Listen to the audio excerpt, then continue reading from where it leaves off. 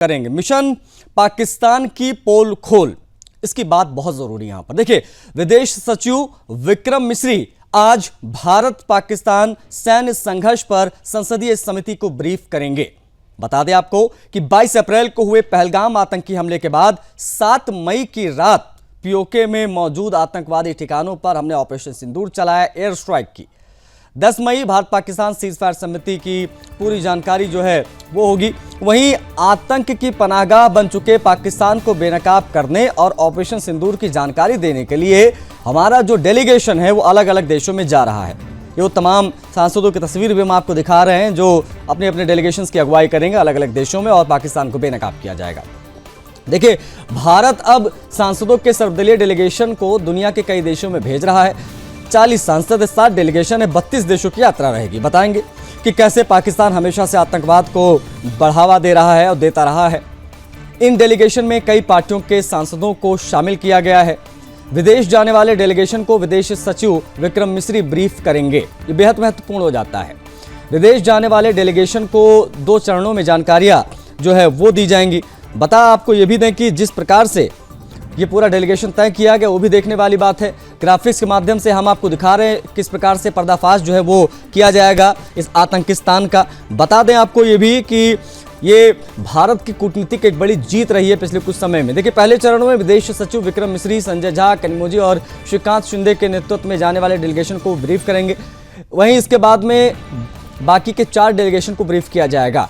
इस तरीके से विदेश सचिव 2 चरणों में 7 डेलीगेशन को संबोधित करेंगे। ये वो जो डेलीगेशन जा रहा है उसको एक एक जानकारी दी जाएगी।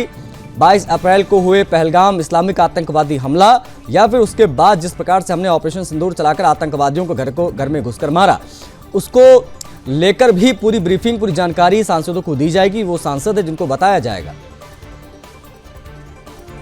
हमारे साथ हमारे resident editor Mukesh ji connect हो गए हैं, उनसे हम बातचीत करने की कोशिश करेंगे। मुकेश जी, एक बड़ा क्षण है ये, क्योंकि हमने अंदर घुसकर मारा और उसके बाद में अब कूटनीतिक स्तर पर भी पाकिस्तान का जो विक्टिम कार्ड हमेशा आतंकवाद को लेकर रहा है, क्रॉस बॉर्डर टेररिज्म पर जब भी उनसे सवाल पूछा जाता है वो चुप्पी साध लेते हैं। अब सही समय आ गया है कि इनको बेनकाब किया जाए। शायद इसीलिए पूरी ताकत के साथ भारत इस दिशा में भी आगे बढ़ रहा है। 40 सांसद जा रहे सर, सत्ता पक्ष और विपक्ष के। बिल्कुल आशीष, थोड़ा सा मैं इसमें जो है एक सेटल जो कहें जो डिफरेंस है वो मैं थोड़ा दर्शकों को बता दूं। 2 चीजें हो रही है। एक जो है 19 तारीख को आज जो 2 चरणों में विक्रम मिस्री जी जो सांसदों को जो बताने जा रहे हैं, इनका तो सांसदों को नहीं बताने जा रहे हैं। ये संसदीय समिति होती है विदेश मामलों की, उस विदेश मामलों की संसदीय समिति को संबोधित नहीं करेंगे, उनको जानकारी देंगे। यानी सदस्य पक्ष ऑपरेशन सिंदूर के बाद यह मांग था कि संसद का विशेष सत्र बुलाया जाए और संसद को यह जानकारी दी जाए कि सरकार ने, सेना ने ऑपरेशन सिंदूर में ऑफिशियली क्या किया, क्या नहीं किया, क्योंकि संसद को ये जानने का अधिकार है और ये संवैधानिक अधिकार है। तो 2 तरीके से जानकारी दी जाती है संसद में सरकार की तरफ से विपक्ष को।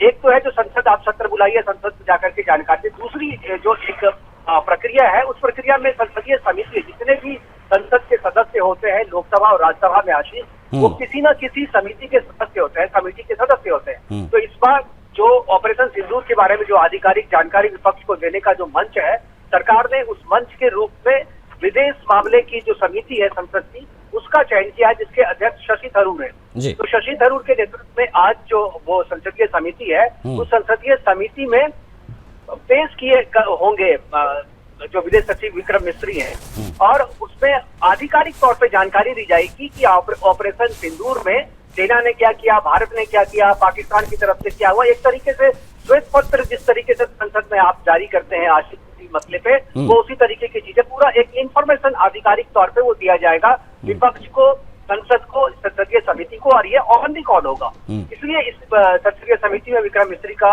2 सत्रों में संबोधित करना, ऑपरेशन सिंदूर के बारे में जानकारी देना काफी महत्वपूर्ण है। ये एक पार्ट है जो कि पहले से है।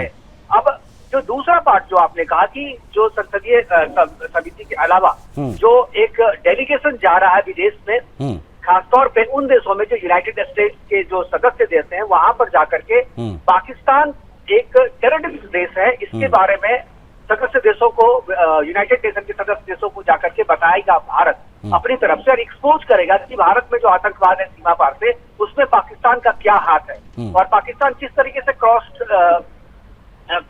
बॉर्डर टेररिज्म को जो है बढ़ावा देता है और किस तरीके से वर्ल्ड IMF का जो पैसा है, चाहे वर्ल्ड बैंक का जो पैसा, चाहे दूसरे देश जो भी पाकिस्तान को डेवलपमेंट के नाम पर फंड देते हैं, उन फंडों का इस्तेमाल पाकिस्तान किस तरीके से टेरर फंडिंग के लिए करता है और टेरर को बढ़ाने के लिए करता है। तो यह जो है बहुत ही पहली बार ऐसा हुआ है आशीष की पाकिस्तान को विश्व मंच पर एक्सपोज करने के लिए। अच्छा सर, मैं यहीं पर आ रहा था कि कूटनीतिक और सैन्य कार्रवाई एक साथ चल रही है, एक हाइब्रिड स्ट्रेटजी दिखाई दे रही है। हाइब्रिड मॉडल पर अब हम काम कर रहे हैं, हमने घुसकर मारा भी, अब दुनिया के सामने इस आतंकिस्तान को बेनकाब भी करने जा रहे हैं। लेकिन सर मैं चूंकि आपने काफी बार तमाम चीजें देखी होंगी कि इससे पहले भी डेलीगेशन गए होंगे, अटल जी को भी भेजा था इंदिरा जी ने, इस प्रकार की बातें भी होती हैं, इस प्रकार के तमाम डेलीगेशन कभी गए हैं। लेकिन आज जब बात हम न्यू इंडिया की करते हैं सर, तो इस प्रतिनिधिमंडल में विपक्ष और सत्ता पक्ष दोनों के नेता शामिल है, जिसके बारे में हम तमाम ग्राफिक्स के माध्यम से दिखा भी रहे हैं। लेकिन सर भारत की छवि और तर्क को इस बार ज्यादा मजबूती क्यों मिलेगी, ये जरूर दर्शकों को बताइए, क्योंकि ये न्यू इंडिया की हम बात करते हैं, साउथ एशिया में एक बड़े देश, बड़ी इकोनॉमी के रूप में अब हम उभर चुके हैं। अब हमारी छवि हो या हमारे तर्क हो टुवर्ड्स आतंकवाद, किस प्रकार से हम ज्यादा मजबूत दिखाई देंगे UNSC के अंदर? बिल्कुल आशीष, बहुत ही अच्छा सवाल किया है आपने। और देखिए टेररिज्म के नाम पे टेररिज्म के अगेंस्ट नो टॉलरेंस नीति जो है केवल भारत की नहीं, पूरे विश्व की देखती है, यूनाइटेड नेशन की भी है। और यह भारत पाकिस्तान ऑपरेशन सिंदूर को जब शुरू करा था उससे पहले भी ये मसला यूनाइटेड नेशन के सिक्योरिटी काउंसिल में गया था और वहां पर 15 में से 13 देशों ने भारत का साथ दिया था और टेररिज्म के मुद्दे पे भारत का साथ दिया था, भारत का स्टैंड का साथ दिया था और उसमें भारत ने कहा था कि हम आतंक के खिलाफ कार्रवाई करने के लिए स्वतंत्र है। देखिए कोई भी मजबूत और एस्टैब्लिश जो देश होता है उस देश की एक पॉलिसी होती है कि वो अपने आप से आनंद फानंद में कोई कार्रवाई नहीं करता है, बल्कि कार्रवाई करने से पहले अपनी कार्रवाई को दुनिया के देशों के सामने, दुनिया के लोकतंत्र के सामने जो है एस्टैब्लिश करता है कि मैं जो कार्रवाई करने जा रहा हूँ वो बदले की कार्रवाई नहीं बल्कि आतंकवाद के खिलाफ कार्रवाई, ये सैन्य कार्रवाई नहीं है। इसमें भारत पहले चरण में सफल रहा क्योंकि यूनाइटेड नेशन सिक्योरिटी काउंसिल में भारत ने दुनिया के देशों को यह बता दिया, 15 में से 12-13 देशों को, कि हमारी कार्रवाई से सभी ने इसका साथ भी दिया। अब पाकिस्तान जिस तरीके से भारत की इस कार्रवाई को सैन्य कार्रवाई देकर के, युद्ध का नाम देकर के और युद्ध सैन्य ठिकानों पर आतंकवादी भारत आतंकवादी देश घोषित करने की बात कर रहा है, तो उसको काउंटर करने के लिए भारत ने ये डेलीगेशन भेजा है और डेलीगेशन भेजने की कार्रवाई है। ये इतना महत्वपूर्ण है आज, इसको इस बात से भी समझा जा सकता है कि इस डेलीगेशन के काउंटर डेलीगेशन पाकिस्तान भेजने पे मजबूर हुआ है। बिलावल भुट्टो के नेतृत्व में पाकिस्तान भी जो है अब अपना डेलीगेशन विश्व के देशों में भेज रहा है ताकि भारत के इस जो वर्ल्ड के प्लेटफॉर्म पे पाकिस्तान को एक आतंकवादी देश साबित करने की जो मुहिम भारत की है उसको अपने तरीके से काउंटर किया जा सके। अब वो भी इस जनमंच का इस्तेमाल जो है कॉपी कर रहा है सर, पाकिस्तान अपनी छवि सुधारने में हमेशा की तरह ना वो कॉपी पेस्ट ही करता है, कुछ बताने के लिए है नहीं, पूरी दुनिया जानती है। अब जा रहा है कौन उसको लीड करने? बिलावल भुट्टो, जिसकी मां को खुद आतंकवादियों ने मारा है। किस मुंह से जाएंगे? ये अपने आप में बहुत हैरानी होती है जब हम इन सब के बारे में सोचते हैं कि पाकिस्तान जो है वो भी हमको कॉपी करते हैं, अपना डेलीगेशन भेज रहा है। एनीवे सर, बहुत शुक्रिया आपका समय देने के लिए और बातचीत के लिए, तमाम जानकारी दर्शकों से साझा करने के लिए। तो बता दें आपको कि भारत ने नैरेटिव पहले से सेट कर दिया था कि अगर हम आतंकवादियों को मारेंगे उसको पाकिस्तान सैन्य कार्रवाई समझेगा तो उनकी गलती, क्योंकि जवाब हम भी उसी प्रकार से देंगे। अब डेलीगेशन जा रहा है पाकिस्तान के उस नैरेटिव को तोड़ने के लिए जिसमें वो विक्टिम कार्ड खेलता है टुवर्ड्स आतंकवाद।